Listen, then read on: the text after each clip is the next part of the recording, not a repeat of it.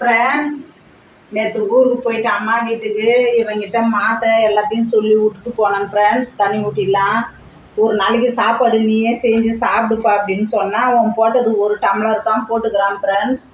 ஒரு டம்ளர் அரிசிக்கு எவ்வளோ பெரிய குண்டான் வச்சு சாதம் வச்சுக்கிறான் பாரு ஃப்ரெண்ட்ஸ்.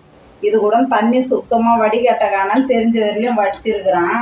சரின்னு சொல்லிட்டு சாப்பிடுமான்னு வந்து சொன்னான் ஃப்ரெண்ட்ஸ். சரின்னு சாப்பாடு போட்டுட்டு குழம்பு ஊற்றலான்னு பார்த்தா வெண்டைக்காய் கார குழம்புன்னு சொன்னான் ஃப்ரெண்ட்ஸ். பார்த்தா வெண்டைக்காய் கார குழம்புன்ற பேரில் ரசம் வச்சுருக்கான் ஃப்ரெண்ட்ஸ்.